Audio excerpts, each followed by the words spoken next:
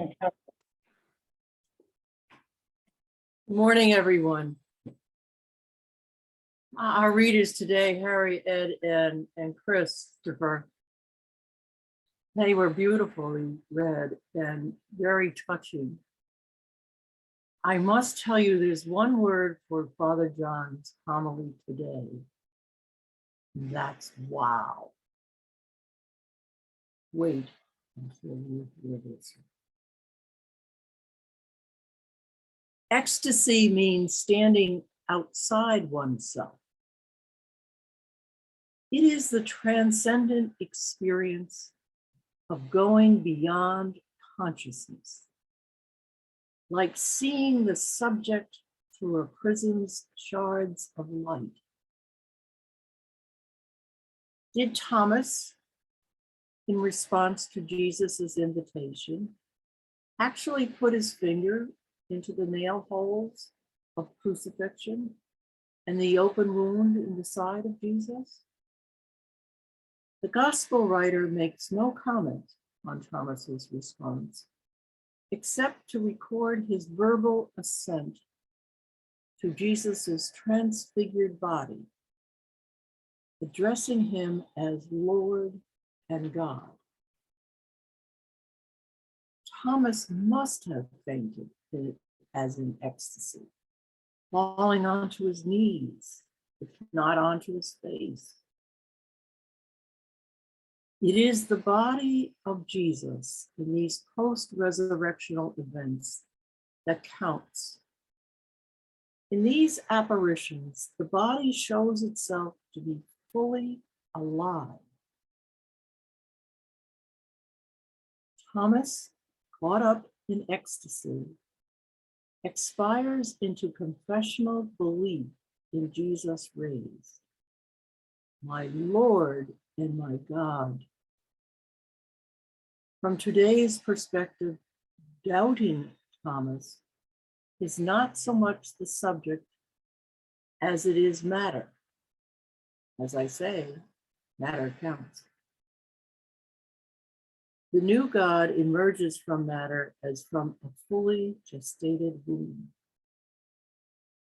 Today, we welcome considering the principles of physics within the theological context of incarnational infusion. God born anew in the flesh of Jesus. Wanting to see and to touch the once crucified body of Jesus now raised arises not entirely for the sake of faith. First of all, no details are given for the disciples in the upper room having seen the Lord in the absence of Thomas. What must they have experienced in the visitation of Jesus raised? No doubt his appearance sufficed to ground their belief in what was seen. We have seen the Lord. For Thomas, once Jesus again appeared in the upper room, whatever reservation he felt in withholding belief in Jesus raised was absorbed into his experience of resurrectional mortality. Thomas's doubt became the occasion for Jesus' second visitation to the upper room. In the encounter between Thomas and Jesus raised, tangible resurrectional reality contributes to the holistic significance of human flesh perceived in a new modality. It grounds the theology of resurrection in the sanctity of matter.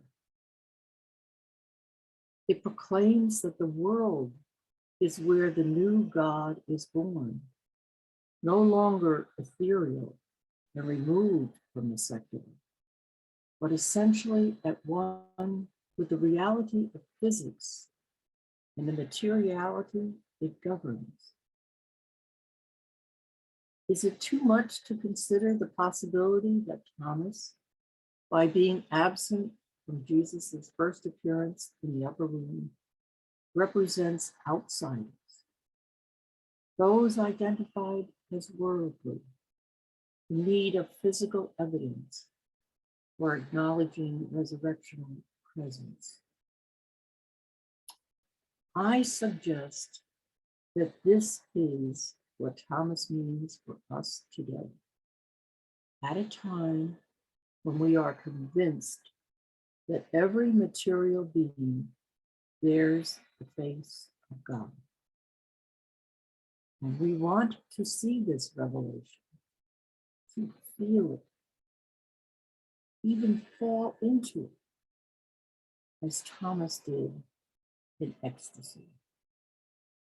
We are born of this wholeness, of this self-giving God in terms of love poured out upon the world, gracing it, healing it, and celebrating it. Yes, the world is where the new God is born.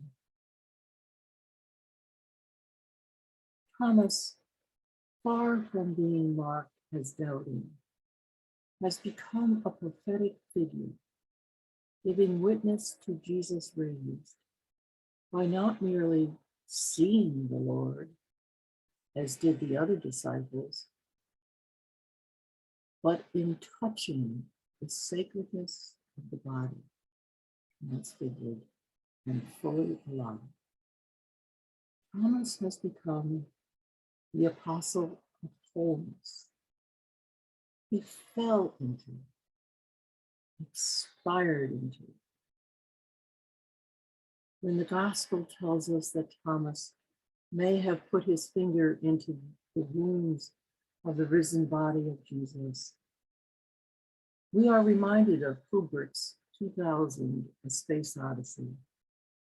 In this film, a monolith, symbol and source of evolutionary consciousness, periodically appears to astronauts in their space journeys. Attracted to it, they reach out and touch it. Each time they place their hand on it, they are catapulted into future dimensions until such time when, as cosmic embryos, they become born again. With this finger in the open wounds of the risen body of Jesus, Thomas has become a prophetic model for our age in seeing and in feeling the holistic integrity of incarnational reality. Amen.